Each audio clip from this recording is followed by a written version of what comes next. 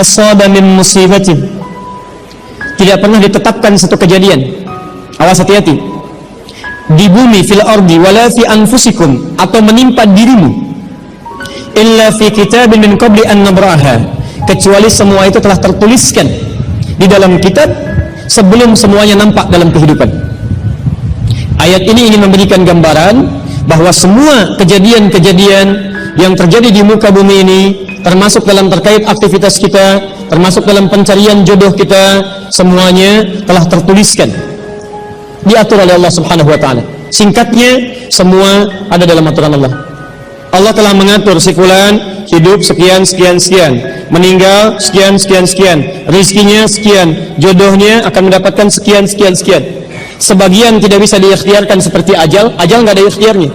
Di Anda tidak bisa ikhtiar untuk bisa menunda atau mempercepat ajal, langsung nggak bisa diintervensi. Sebagian ada yang harus diikhtiarkan, hukumnya sudah ada, cuman kita tidak tahu bagaimana dengan takdir yang telah Allah tetapkan. Maka untuk mendapatinya, maka ikhtiar kita untuk meraihnya. Maka ada sesuatu yang ditempuhnya dengan cara ikhtiar. Di antaranya ini jodoh. Allah telah tetapkan jodoh kita, diatur oleh Allah. Ini yang terbaik untuk kehidupan kamu.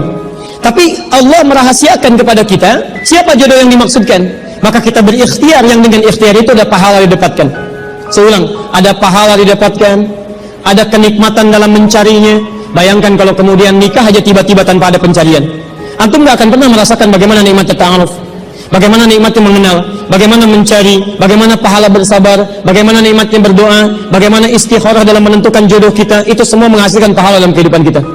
Maka yang pertama, lihat ketentuan Allah yang pertama, apapun ikhtiar yang telah Anda tempuh, maka semua ikhtiar ini tetap tidak akan keluar dari aturan Allah Subhanahu wa ta'ala. Jadi kalau antum tadi sudah menunggu selama 4 tahun tanpa komunikasi, Masya Allah, sudah siap melamar, tiba-tiba Masya Allah dibalap oleh orang lain, kalah. Fokus. Maka bagaimana cara memahaminya? Perhatikan, ikhtiar yang Allah tetapkan dalam aturan yang dibuat tadi, boleh jadi tidak harus selalu menyampaikan kita pada tujuan yang kita inginkan. Karena aturan Allah itu ketika ditetapkan akan bersanding dengan maslahat bagi kehidupan kita yang menjalaninya. Ingat ini ya, ingat. Aturan Allah ketika menetapkan, fulan rezeki kamu sekian, fulan fisik kamu begini, fulan jodoh kamu si fulan, si fulanah. Ketika Anda menempuhnya dengan ikhtiar, tidak harus kemudian Anda meraihnya sesuai dengan keinginan Anda. Contoh, maaf, Anda ingin misalnya sekolahnya ke ITB, Anda ikhtiar juara satu. Begitu tes di ITB tidak lulus, lulusnya ke IAIN. Misal, harap-harap ke ITB, masuknya ke IAIN. Harap-harap ke ITB, masuknya ke UNPAD. Ketika Allah kemudian menakdirkan Anda, misal keinginan Anda ke UNPAD, keinginan Anda ke ITB, tapi kemudian tiba-tiba beloknya ke UNPAD, bagaimana memahaminya? Perhatikan, kadang jalan kehidupan yang telah Allah tetapkan bukan harus menentukan hasil sesuai dengan yang Anda inginkan, tapi Allah menetapkan sesuai dengan apa yang Anda butuhkan. Anda ingin ke ITB, tapi apa yang Anda dapatkan di ITB bukan maslahat buat kebutuhan Anda, maka dibelokkan oleh Allah ke UNPAD supaya Anda mendapatkan apa yang Anda butuhkan dalam kehidupan Anda. Karena Allah mengabulkan apa yang Anda butuhkan, bukan apa yang Anda inginkan. Saya ulang, Allah mengabulkan hanya apa yang Anda butuhkan, bukan apa yang Anda inginkan. Ada 3 jenis cara pengabulannya. 1, jika kebutuhan Anda sesuai dengan maslahat kehidupan Anda meminta. Maka jika keinginan Anda dalam permintaan sesuai dengan kebutuhan Anda, maka segera dikabulkan. 2, ada yang ketika Anda memohon, Anda belum sanggup untuk mendapatinya. Nanti ketika Anda mulai sanggup, disitulah kemudian Allah berikan. Antum punya anak 5 tahun, antum kaya, punya banyak uang, kemudian anak itu minta dibelikan motor, dibelikan nggak? Uangnya ada, motornya siap dibeli, anak baru 5 tahun, minta dibelikan motor, dibelikan nggak? Kenapa? Karena dia belum sanggup menggunakannya. Tapi Anda sampaikan, nah, papa punya uang, papa siapkan ya, nanti ketika sanggup baru saya berikan. Demikian ketika Anda meminta kepada Allah Subhanahu wa ta'ala dan memohon, maaf, Anda mohon, belum dikabulkan juga. Boleh jadi bukan Allah belum mengabulkan, tapi Anda belum siap untuk menerimanya. Contoh, Nabi Muhammad SAW berdoa kepada Allah supaya kiblat dipindahkan dari Masjid Al-Aqsa ke Masjidil Haram. Kapan berdoanya? Sejak di Mekah. Kapan dikabulkan? Saat ke Madinah. Kurang lebih 3 tahun baru dikabulkan. Quran surah kedua Al-Baqarah ayat 144, paling kiri sebelah bawah. Qad nara taqalluba wajhika fis sama' falanuwalliyannaka qiblatan taradaha fawalli wajhaka syatral masjidil haram. Muhammad, kami perhatikan engkau senantiasa menengadahkan wajahmu ke langit memohon, meminta. Lihat, maka mulai hari ini kami kabulkan doamu. Mulai palingkan kiblatnya dari Masjidil Aqsa ke arah Al-Masjidil Haram. Berapa lama Nabi berdoa? 3 tahun. Nabi Muhammad SAW berdoa 3 tahun baru dikabulkan oleh Allah. Kenapa baru dikabulkan? Karena pengalihan kiblat baru sesuai dengan kebutuhan umat Islam pada saat itu setelah 3 tahun. Nabi Ayub alaihissalam, antum kenal Nabi Ayub? Kenal dimana? Kadang-kadang kenal Nabi Ayub. Luar biasa. Tadi malam di Dumai ada yang kenal Korun. Bulan lalu di Lampung ada yang kenal Fir'aun. Masya Allah. Di Pekanbaru kenal Nabi Ayub. Luar biasa. Siapa sebetulnya? Nabi Ayub itu diuji dengan penyakit luar biasa. Maaf, tadinya kaya, punya istri yang sangat cantik, anaknya 12. Hari yang bersamaan, hari pertama, maaf, diuji dengan harta semua habis 1 hari. Hari kedua, anak semua meninggal. Hari ketiga, diuji dengan penyakit, yang penyakitnya tidak akan pernah dialami orang setelahnya, tidak juga dialami orang sebelumnya. Berapa diuji? 20 tahun. Beliau diuji 20 tahun. Apakah mengeluh? Tidak. Kata istrinya, kalau bahasa kita, papa kan Nabi, angkat tangan papa, mohon kepada Allah, mintakan sembuh aja, sembuh. Apa jawab Ayub? Berapa lama kita sehat dan senang? Kata istrinya, Masya Allah, 20 tahun. Berapa lama kita diuji begini? 7 tahun.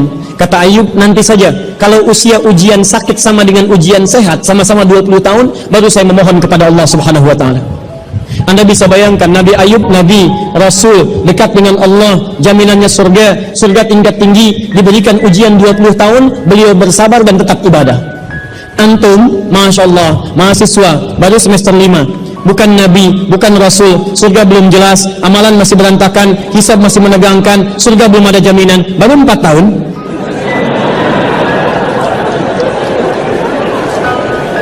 Itu yang terbaik buat antum, yang terbaik. Jadi bukan berarti ketika Anda tidak mendapatkan dia, dunia hilang untuk Anda, tidak. Banyak boleh jadi itu hanya titian ajaran dari Allah supaya Anda merasakan bagaimana nikmatnya ta'aruf, supaya Anda belajar bagaimana mencari yang lebih baik lagi. Lihat kalimatnya, Quran surah ke-24 ayat 26, at-tayyibatu lit-tayyibin wat-tayyibuna lit-tayyibat al-khabithatu lil-khabithin, sebelumnya wal-khabithuna lil-khabithat.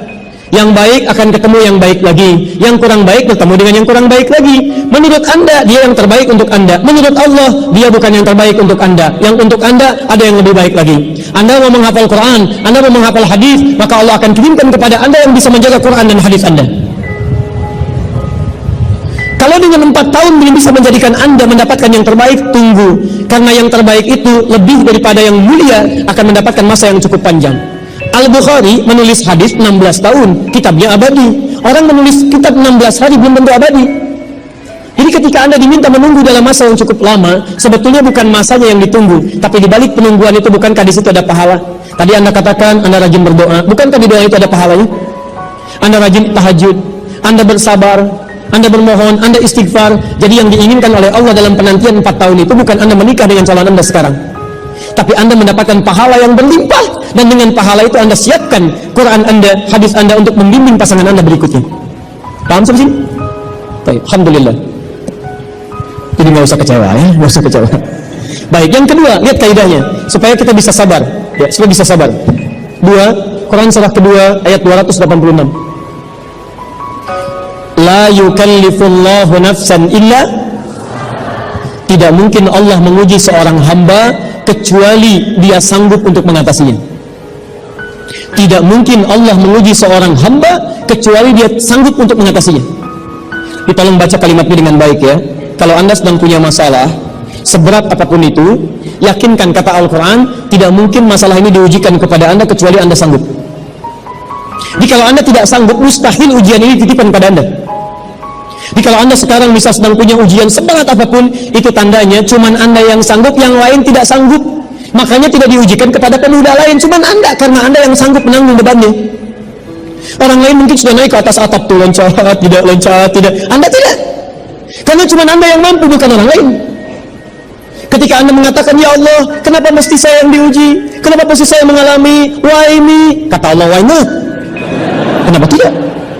Cuman kamu yang mampu. Kamu yang harus dapatkan pahalanya, yang lain tidak. Cuman Anda yang jadi pemuda yang kuat, yang lain belum tentu. Tapi nggak usah terlampau bangga, langsung pulang dari sini bikin status. Memang cuma saya yang mampu. Masya Allah. Pekerjaan. Ya. Yang ketiga, tetap ikhtiar. Quran surah 49 ayat ke-13. Jadi jangan sampai, maaf, ya, peluang Anda tidak mendapatkan yang tadi Anda telah harapkan, menjadikan Anda putus dalam berikhtiar. Cari, masih banyak perempuan semuka bumi. Masa tidak ada yang cocok untuk Anda? Lihat, ya ayuhan nasu inna khalaqnakum min dzakarin wa unsha wa untha wa ja'alnakum syu'uban wa qabail lita'arafu. Hai manusia, kami ciptakan kau laki-laki, ada perempuan jodohmu. Dan kami pisahkan berbeda-beda daerah.